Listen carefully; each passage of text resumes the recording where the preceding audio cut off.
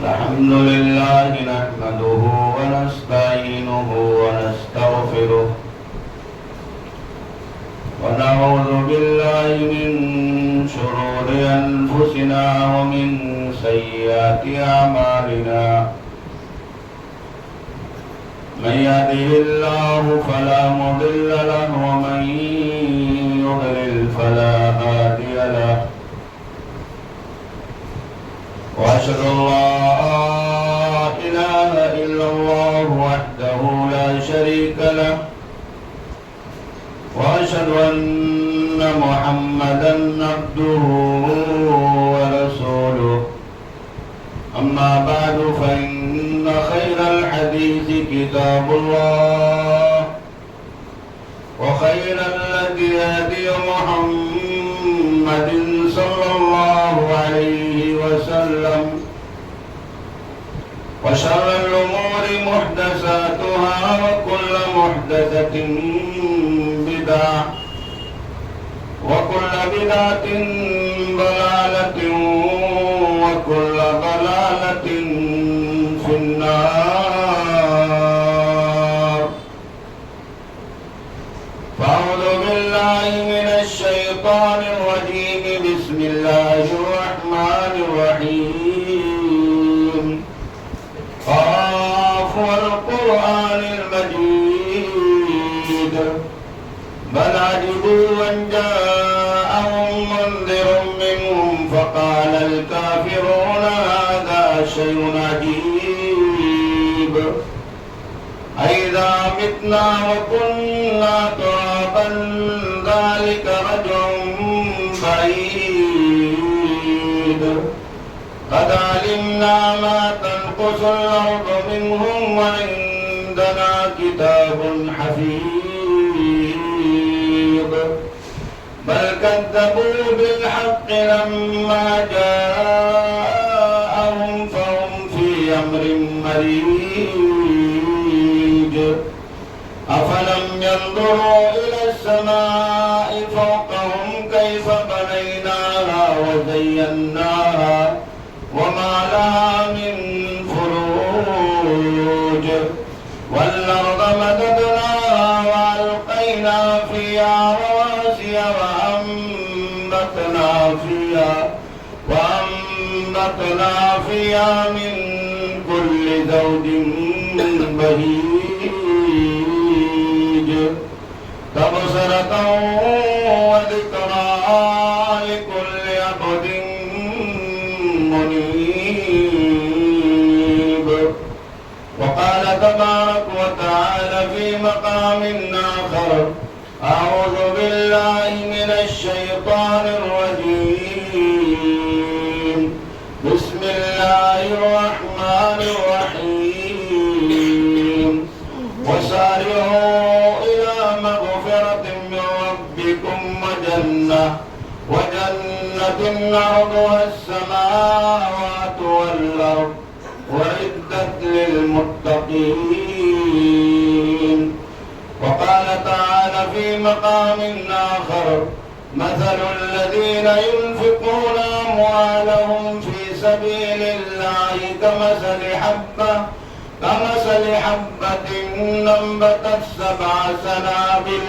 أنبتت سبع سنابل في كل سنبلة 100 حبة والله يضاعف لمن يشاء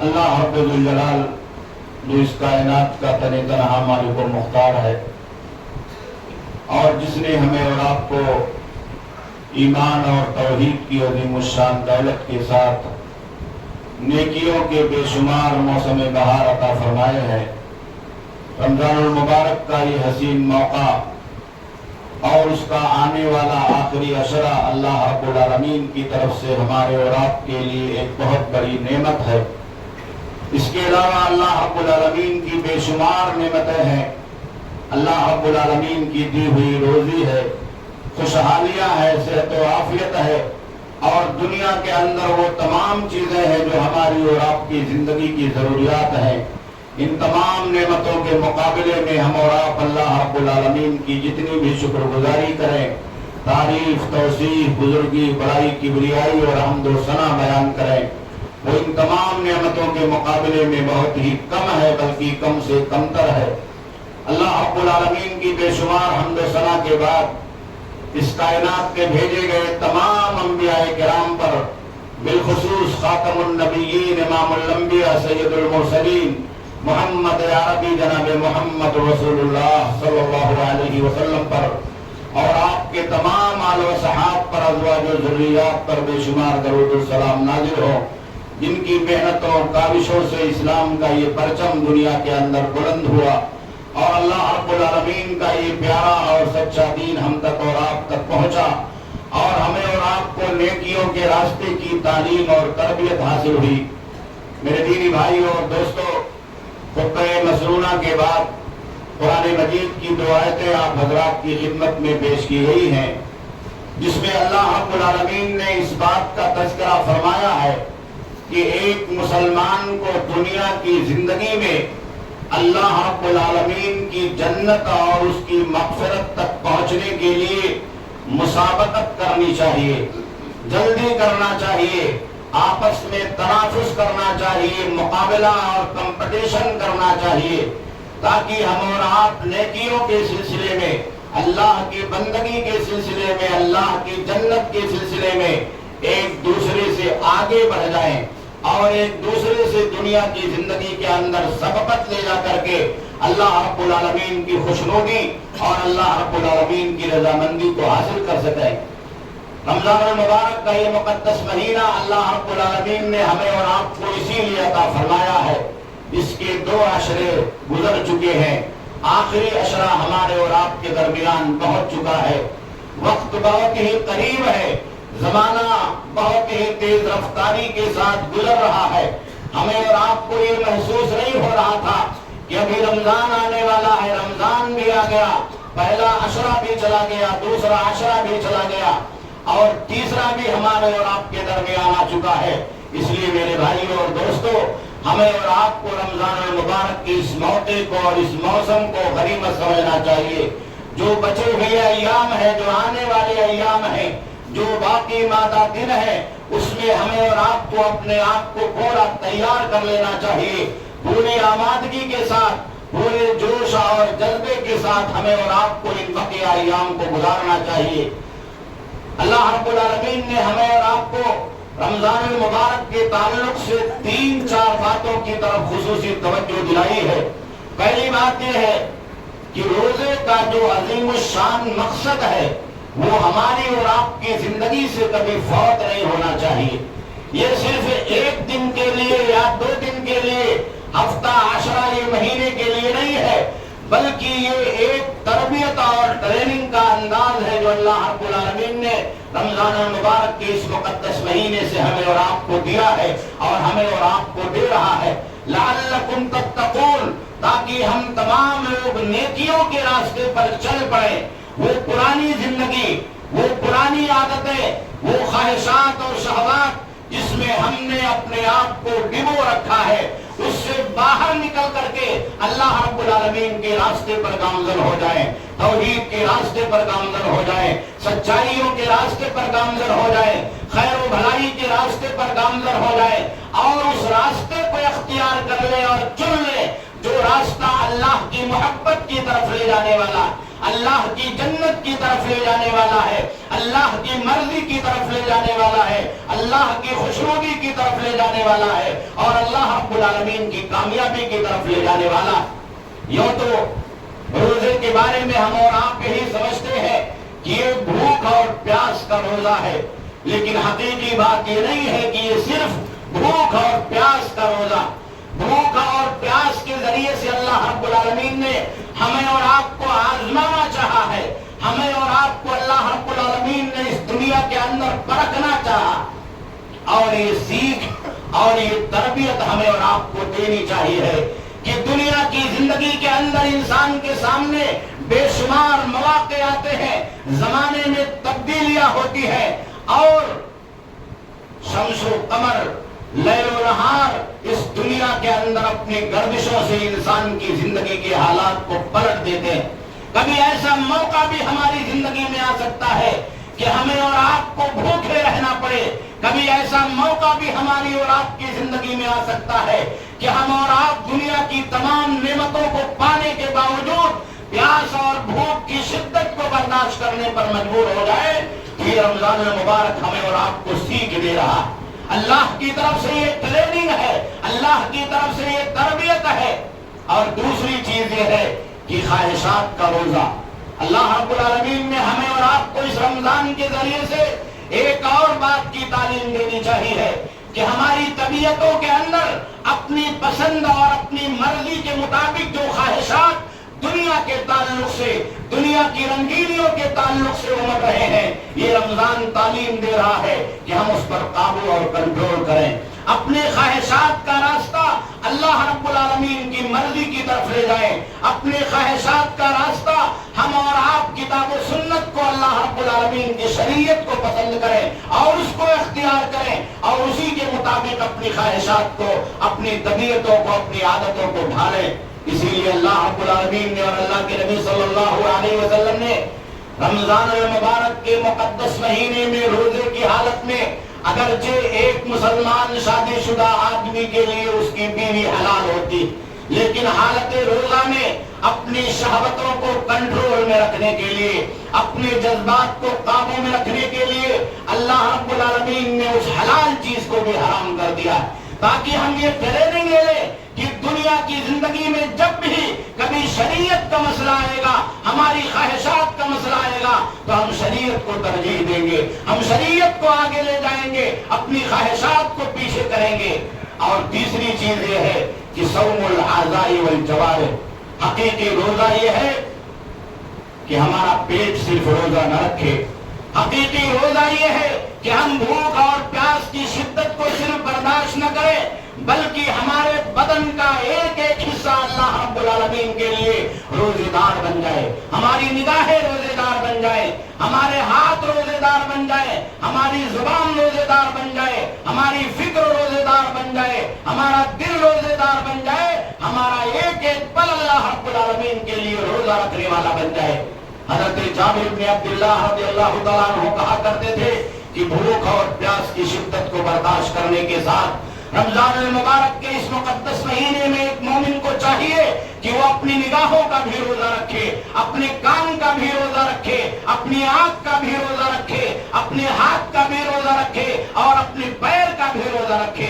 ان تمام اعضاء اور جوارح کو اللہ کے راستے میں لگانا، گناہوں سے دور کرنا، برائیوں سے پاک اور صاف کرنا اور اپنے آپ کو اللہ رب العالمین کے لیے خاص کر دینا، یہی دراصل روزے کا پیغام۔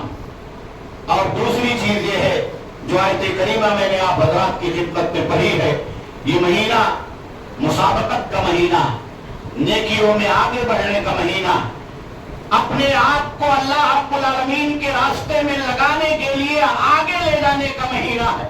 وہ بندہ جو پیچھے رہ گیا، اللہ کے آخری نبی جناب محمد رسول اللہ صلی اللہ علیہ وسلم نے بیان فرمایا کہ جبریل امین آئے اور کہا کہ وہ آدمی بہت ہی بڑا محروم و قسمت ہے کہ رمضان کا مقدس مہینہ ملا، روزے کی عبادتیں اسے ملی، نیکیوں کا یہ موسم بہار اسے ملا، لیکن وہ اس موسم بہار میں اللہ رب العالمین کی مغفرت تک نہ پا سکا۔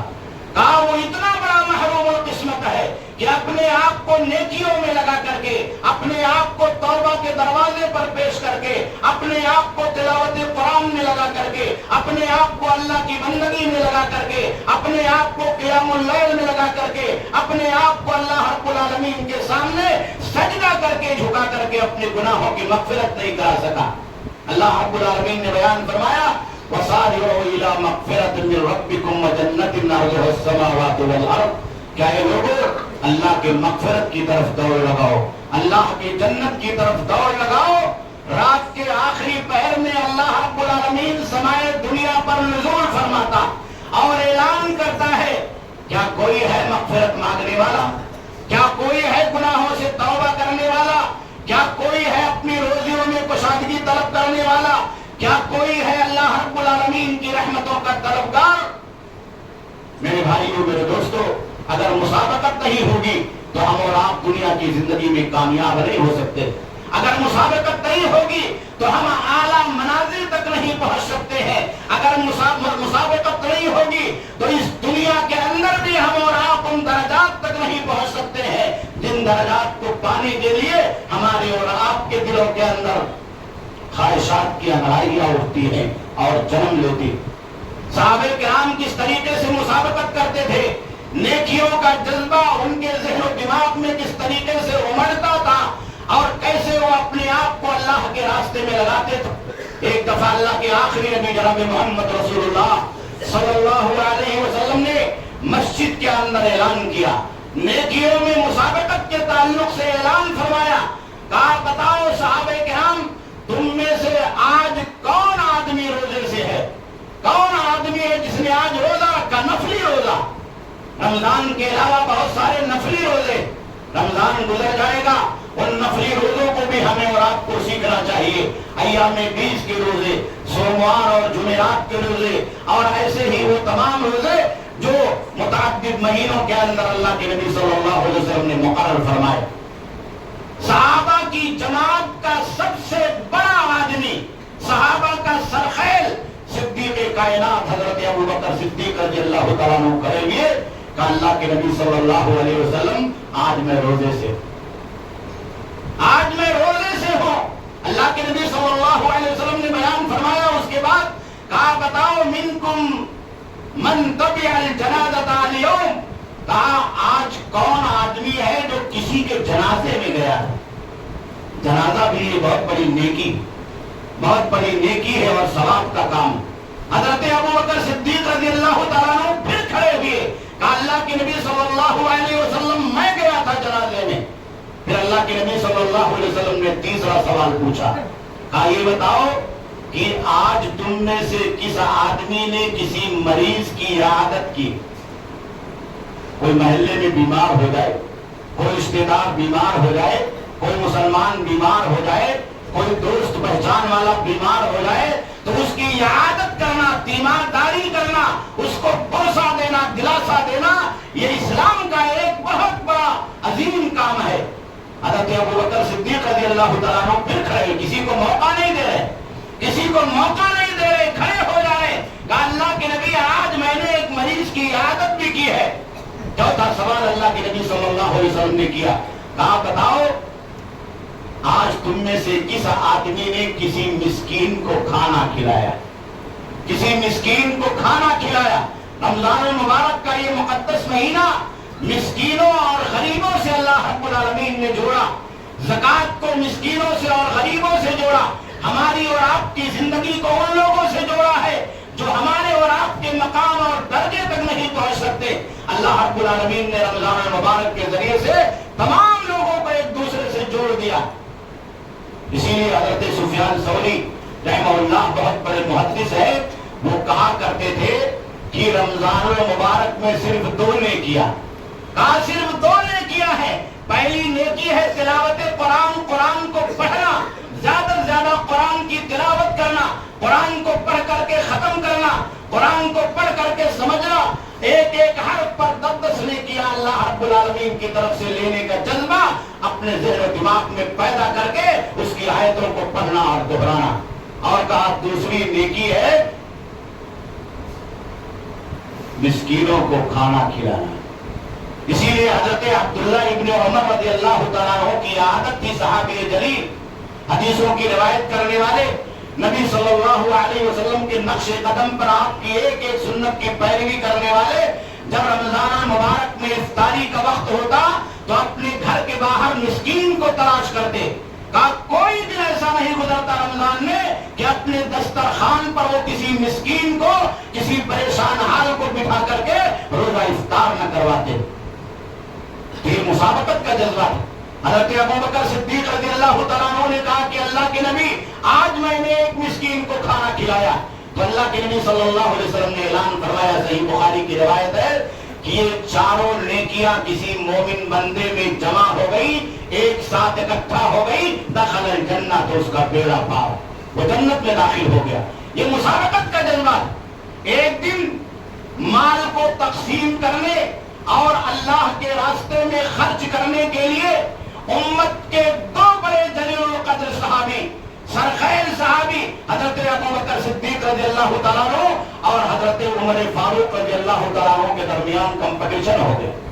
حضرت عمر فاروق رضی اللہ تعالیٰ عنہ دیکھتے تھے کہ جب بھی اللہ کے نبی نے کوئی اعلان کیا، جب کہ اللہ کے نبی صلی اللہ علیہ وسلم نے کوئی ندا دی تو حضرت ابو بکر ہمیشہ آگے لے جاتے، کہتے میرے پاس مال ہی نہیں۔ کہا ایک دفعہ میرے پاس اچانک کہیں سے بہت مال آ گیا، کہا جب مال آیا تو میں نے دل میں یہ ٹھان لیا کہ ابو بکر ہمیشہ آگے رہتے ہیں، پہلی صف میں خرچ کرنے میں آگے رہتے ہیں، اللہ کے نبی کے ہاتھ پر اپنا مال قربان کرنے میں آگے رہتے ہیں۔ آج میرے پاس مال آیا ہے، آج ابو بکر کو بڑھنے نہیں دوں گا، آج ابو بکر کو آگے نہیں جانے دوں گا۔ اپنا مال آدھا کیا، آدھا گھر میں کھانے کے لیے، بیوی بچوں کے خرچ کے لیے چھوڑا، آدھا پوٹلی میں بھرا، اللہ کے نبی صلی اللہ علیہ وسلم کی بارگاہ میں پہنچ گئے۔ کہ اللہ کے نبی صلی اللہ علیہ وسلم یہ مال آپ کے لیے لایا ہوں، اس مال کو آپ اللہ کے راستے میں قبول کر لیجئے۔ اللہ کے نبی صلی اللہ علیہ وسلم نے فرمایا، کہا کہ عمر کچھ چھوڑ کر کے آئے ہو کہ پورا لائے ہو؟ کہا اللہ کے نبی آدھا لایا ہوں اور آدھا گھر میں چھوڑ آیا۔ حضرت عمر رضی اللہ تعالیٰ عنہ نے یہ مال اللہ کے نبی کی خدمت میں پیش کیا، دیکھا کہ پیچھے حضرت ابو بکر صدیق رضی اللہ تعالیٰ عنہ بھی ایک پوٹلی لے کر کے اللہ کے نبی صلی اللہ علیہ وسلم کی بارگاہ میں پہنچ گئے۔ کہا اللہ کے نبی آپ کی خدمت میں میرا یہ مال قربان ہے۔ اللہ کے نبی نے پوچھا حضرت ابو بکر صدیق رضی اللہ تعالیٰ عنہ سے، کچھ گھر میں بھی چھوڑ کر آئے ہو؟ کہا اللہ کے نبی کچھ نہیں چھوڑ کر آیا ہو، سارا مال آپ کے لیے، آپ کی بارگاہ میں قربان کرنے کے لیے، اللہ کے راستے میں پیش کرنے کے لیے لایا ہوں، اور گھر میں بچوں کے لیے اللہ کی محبت اور اللہ کے نبی کی محبت چھوڑ کر کے آیا۔ حضرت عمر فاروق شرما گئے، کہا اللہ کی قسم ابو بکر صدیق سے نیکی میں دنیا کے اندر کوئی آگے نہیں بڑھ سکتا ہے، ابو بکر صدیق سے مال خرچ کرنے میں کوئی آگے نہیں بڑھ سکتا، ابو بکر صدیق سے دین کے راستے میں اس کے پرچم کو بلند کرنے کے لیے کوئی آگے نہیں بڑھ سکتا۔ اللہ کے نبی صلی اللہ علیہ وسلم کی خدمت میں ایک دفعہ حضرت عبداللہ ابن عمر ابن العاص رضی اللہ تعالیٰ عنہ آئے، جوان ہے، تگڑے ہیں، بدن میں خون ہے۔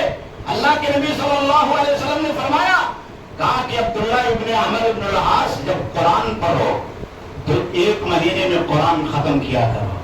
آپ جذبہ دیکھیے نیکی کا۔ کہا اللہ کے نبی صلی اللہ علیہ وسلم انی اطیق اکثر من ذلک، کہا اللہ کے نبی مجھے اس سے زیادہ طاقت ہے، میں 30 دن کیا اس سے کم میں بھی قرآن مجید کو پڑھ کر کے ختم کر سکتا۔ تو اللہ کے نبی صلی اللہ علیہ وسلم نے فرمایا کہ 10 دن میں ختم کرو۔ جذبہ دیکھیے، کہتے اللہ کے نبی صلی اللہ علیہ وسلم انی اطیق اکثر من ذلک، کہا اس سے زیادہ میرے اندر طاقت ہے۔ تو اللہ کے نبی صلی اللہ علیہ وسلم نے بیان فرمایا کہ 3 دن میں قرآن ختم کرو۔ یہ جذبہ آپ دیکھیے، ویسے رمضان المبارک کے مقدس مہینے میں 3 دن سے کم میں بھی قرآن مجید ختم کرنا یہ صحابہ کرام کی سنت رہی ہے، کیونکہ رمضان عبادت کا مہینہ ہے، نیکیوں کا مہینہ، زیادہ سے زیادہ قرآن پڑھنے کا مہینہ ہے۔ آپ جتنے زیادہ قرآن پڑھیں گے اتنے اللہ رب العالمین کی مرضی اور خوشنودی سے قریب ہوں گے۔ تو یہ نیکیوں میں مسابقت کا جذبہ۔ ایک رات اللہ کے نبی صلی اللہ علیہ وسلم اپنے حجرے مبارک سے نکلے، حضرت ابو بکر صدیق رضی اللہ تعالیٰ عنہ کے گھر تشریف لے گئے، آپ کو بلایا، کہا گھر سے باہر نکلو، یار غار باہر نکلے۔ حضرت عمر رضی اللہ تعالیٰ عنہ کے گھر گئے، ان کو بلایا، کہا باہر نکلو، ساتھ لیا، مسجد نبوی میں گئے۔ رات آدھی گزر چکی تھی، مسجد نبوی میں گئے، تاریک رات ہے، اندھیرا ہے۔ اللہ کے نبی صلی اللہ علیہ وسلم پہنچے مسجد میں تو دیکھا حضرت عبداللہ ابن مسعود رضی اللہ تعالیٰ عنہ رات کے اس آدھے حصے میں مسجد میں بیٹھ کر کے قرآن کی تلاوت کر رہے ہیں۔ تو اللہ کے نبی صلی اللہ علیہ وسلم نے حضرت ابو بکر صدیق اور حضرت عمر فاروق رضی اللہ تعالیٰ عنہ سے بیان فرمایا کہ جس کو قرآن سیکھنا ہو، جس کو قرآن پڑھنا ہو، وہ حضرت عبداللہ ابن مسعود سے سیکھے۔ یہ نیکیوں کا جذبہ۔ اور تیسری چیز یہ ہے کہ ہم اور آپ وقت کو غنیمت جانیں۔ وقت کتنے تیز رفتاری کے ساتھ گزرتا ہے یہ ہمیں اور آپ کو محسوس نہیں ہوتا۔ زمانہ ہمیں اور آپ کو نہیں دیکھتا ہے، گھڑی کی سوئیاں ہمیں اور آپ کو نہیں دیکھتی ہے، ہمیں اور آپ کو اسے دیکھنا ہے اور اسے نیکیوں کے اندر کیسے لگانا ہے اور کس طریقے سے اسے ہمیں اور آپ کو تیار کرنا ہے، یہ ہمارے اور آپ کی ذمہ داری۔ آخری عشرہ ہمارے اور آپ کے سامنے، آخری عشرہ ہمارے اور آپ کے درمیان آ رہا ہے۔ اللہ کے آخری نبی جناب محمد رسول اللہ صلی اللہ علیہ وسلم اس آخری عشرے میں اتنی محنت کرتے جتنی کبھی نہیں کرتے، یہاں تک کہ اپنے ازواج مطہرات کو بھی رات میں اٹھا کر کے جگا دیتے، وَأَحْيَا لَيْلَهُ، پوری رات عبادت کے لیے جاگتے، قیام اللیل کرتے، نیکیاں کرتے، اللہ رب العالمین کی بارگاہ میں توبہ اور استغفار کرتے۔ اما عائشہ رضی اللہ تعالیٰ عنہ کو جگا دیا اللہ کے آخری نبی صلی اللہ علیہ وسلم نے۔ اما عائشہ رضی اللہ تعالیٰ عنہ نے پوچھا کہ اللہ کے نبی صلی اللہ علیہ وسلم اس رات میں کیا کروں، کون سی دعا پڑھوں؟ تو پیارے نبی صلی اللہ علیہ وسلم نے یہ دعا سکھلائی کہ اللہم انک عفو تحب العفو فاعف عنی، اللہم انک عفو تحب العفو فاعف عنی۔ ایک چھوٹی سی دعا، آپ چلے جائیے مسلمانوں کی مسجدوں میں اور پوچھئے، بہت سارے ایسے لوگ ہوں گے محروم و قسمت جن کو یہ چھوٹی سی دعا بھی صحیح سے نہیں یاد ہوگی۔ یہ ہماری اور آپ کی بدقسمتی، یہ ہماری اور آپ کی حرمہ نصیبی ہے۔ میرے بھائیو، آپ یاد کر لیں، آپ زبان ضبط کر لیں، آپ پڑھ لیں، آپ سیکھ لیں، آپ تعلیم لے لیں، تربیت لے لیں۔ یہ رمضان المبارک کا مقدس مہینہ ہمیں اور آپ کو اسی کے لیے آواز دے رہا ہے، اسی کے لیے ہمیں اور آپ کو جگا رہا ہے۔ یہ رات میں جاگنا اس لیے نہیں ہے کہ ہم اور آپ اپنے آپ کو لہو لعب میں، کھانے اور پینے میں، چائے کے ہوٹلوں میں اور اس طریقے سے ملذات عیش کو حاصل کرنے کے اندر بتا دیں اور پورا عشرہ سے گزر جائے۔ پیارے نبی جناب محمد رسول اللہ صلی اللہ علیہ وسلم تو آخری عشرہ آتا تو مسجد کے کونے کے اندر ایک حجرہ بنا کر کے اعتکاف میں بیٹھ جاتے تھے۔ اعتکاف کا مطلب آپ جانتے ہیں کیا ہوتا ہے؟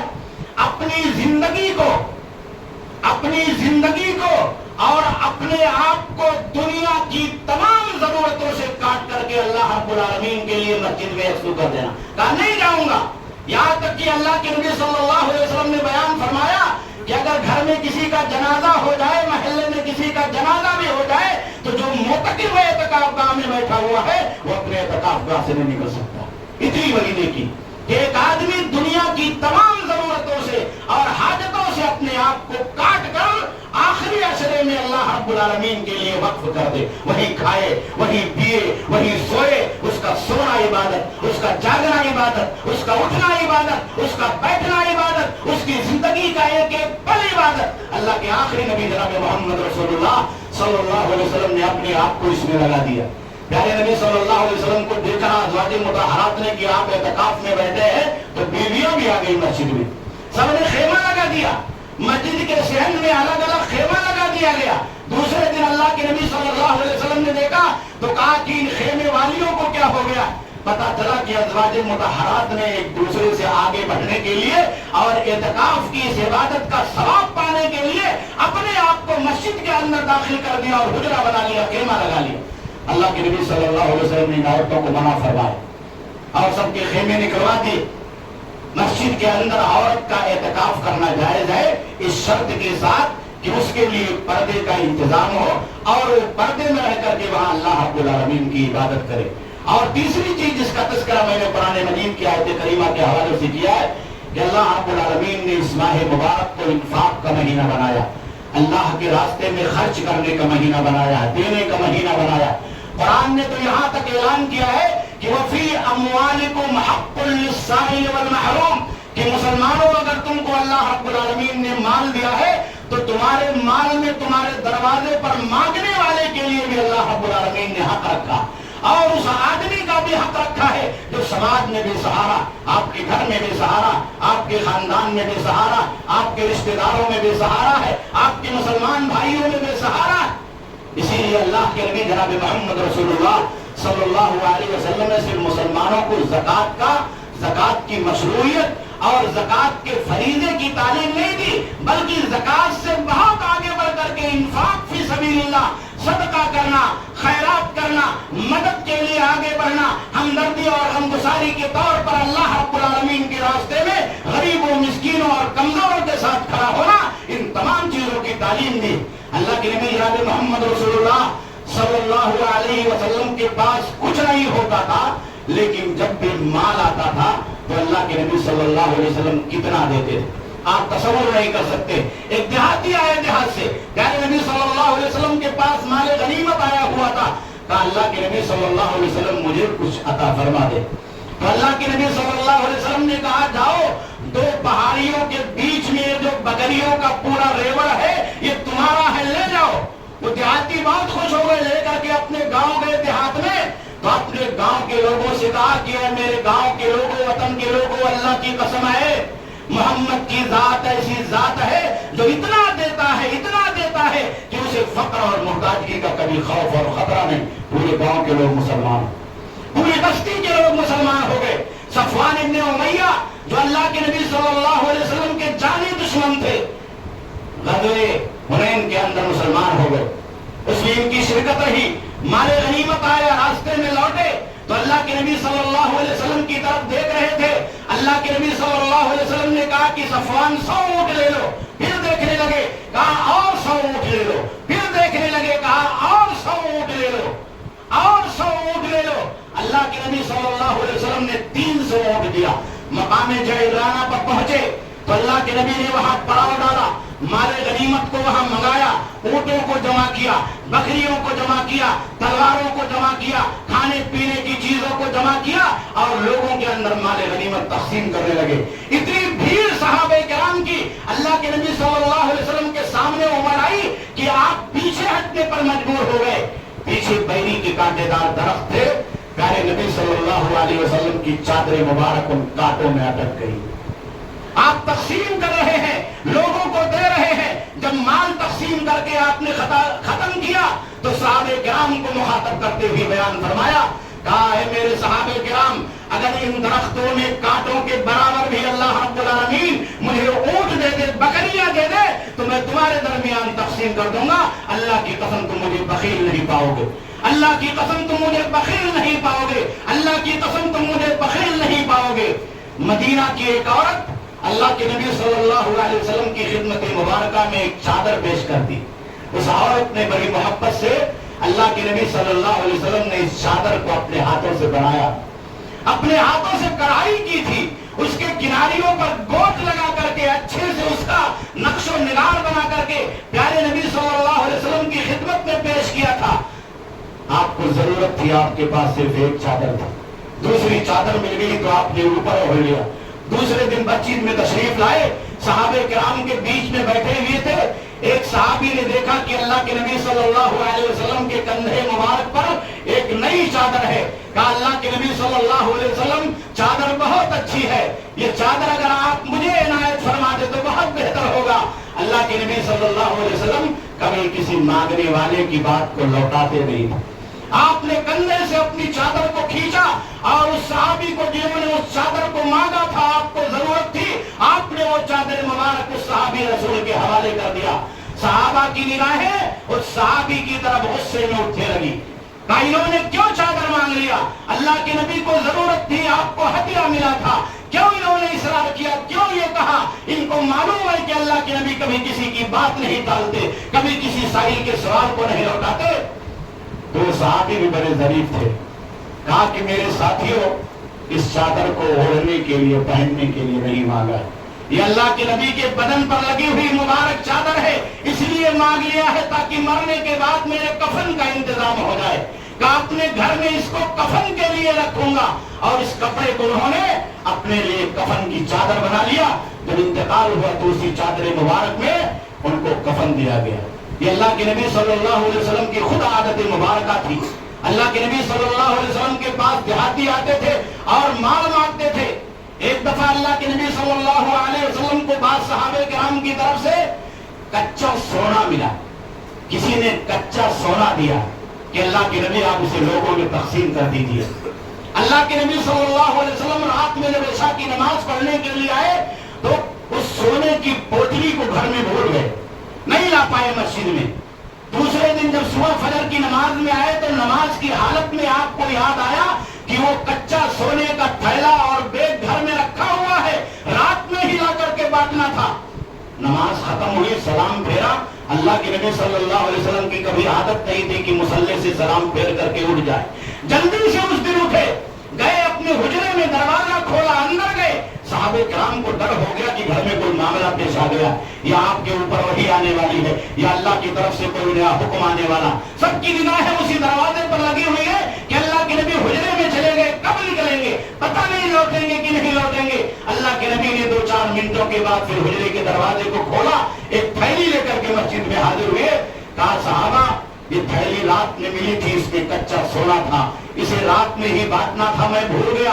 نماز میں یاد آیا کہ وہ تھیلی گھر میں موجود ہے, اس لیے سلام پھیرنے کے فوراً بعد میں اپنے گھر میں بھاگا تاکہ لپک کر کے وہ تھیلی اٹھا لوں, اور یہ اللہ رب العالمین کے راستے میں خرچ کرنے کے لیے جو مال ملا ہے یہ میرے گھر میں باقی نہ رہے. اسی لیے اللہ کے نبی صلی اللہ علیہ وسلم فرماتے تھے کہ اللہ کی قسم اگر احد پہاڑ کے برابر سونا بھی مجھے دے دیا جائے تو سونے کے اس پہاڑ کو میں اللہ کے راستے میں خرچ کر دوں گا, پورا خرچ کر دوں گا. صرف اتنا چھوڑوں گا کہ اگر میرے اوپر کوئی قرضہ باقی ہو تو قرضہ اس میں سے ادا ہو جائے. میرے دینی بھائی اور دوستو, رمضان المبارک کا یہ مقدس مہینہ انہی نیکیوں کے لیے. ابھی بچے کچھ ایام ہیں, ہم اور آپ ان نیکیوں میں لگ جائیں جو نیکیاں اللہ رب العالمین پسند فرماتا, اور جن نیکیوں کے ذریعے سے اللہ رب العالمین ہمارے اور آپ کے درجات کو بلند فرماتا. ایک چھوٹی سی حدیث سنا کر کے اپنی بات ختم کروں گا.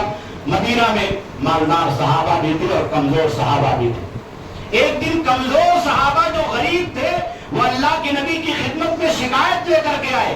کہا ذہب اہل الدثور بالاجور, کہا اللہ کے نبی صلی اللہ علیہ وسلم یہ جو بڑے لوگ ہیں کمانے والے جن کے پاس پیسہ ہے, یہ تو اجر میں ہم سے آگے بڑھ گئے. کہا بہت آگے چلے گئے. تو اللہ کے نبی نے پوچھا کیسے؟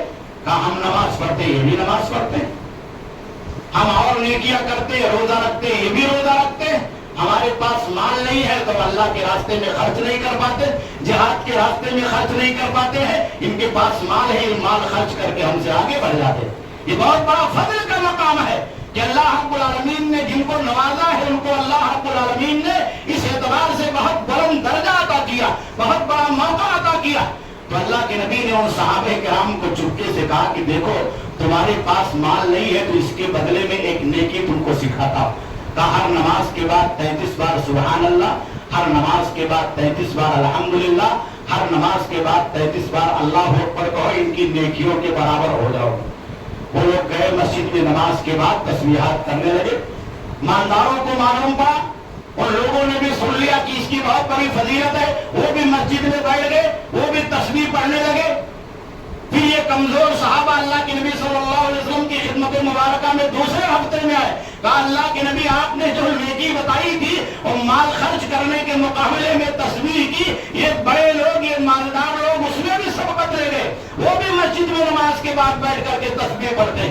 تو اللہ کے نبی نے کہا ذالک فضل اللہ یؤتیہ من یشاء. دیکھو یہ اللہ کی مہربانی, یہ اللہ کا فضل ہے, یہ اللہ کا فضل ہے, اللہ کی رحمت ہے. جس کو چاہتا ہے دیتا ہے, اور جس کو چاہتا ہے اللہ رب العالمین نیکیوں کی توفیق دیتا ہے.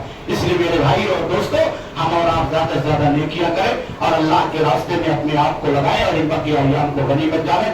اللہ رب العالمین سے دعا ہے کہ اللہ رب العالمین ہمارے اور آپ کے گناہوں کو رمضان المبارک کے اس مقدس مہینے میں معاف فرما دے. اللہ رب العالمین ہماری نیکیوں کو قبول فرما لے, ہمارے روزوں کو, ہماری عبادتوں کو قبول فرما لے, ہماری تلاوت قرآن کو, ہمارے قیام اللیل کو قبول فرما لے. اللہ رب العالمین ہمارے جان کی حفاظت فرما, مال کی حفاظت فرما, ہمارے بچوں کی حفاظت فرما. اللہ رب العالمین مسجدوں کی, عبادت گاہوں کی حفاظت فرما. اللہ رب العالمین کے اول بیت المقدس کی حفاظت فرما. غزہ, فلسطین, سیریا, شام اور دنیا کے کونے میں پائے جانے والے مظلوم مسلمانوں کی حفاظت فرما. بارہ حرمین شریفین کی حفاظت فرما. اللہ رب العالمین ہم تمام لوگوں کو گناہوں سے محفوظ فرما لے. دنیا کے اندر زندہ رکھ اللہ رب العالمین, ایمان کی حالت میں زندہ رکھ. اللہ رب العالمین نیکیوں کے اوپر خاتمہ ہو, کلمہ لا الہ الا اللہ محمد رسول اللہ صلی اللہ علیہ وسلم پر خاتمہ ہو. ربنا تقبل منا انک انت السمیع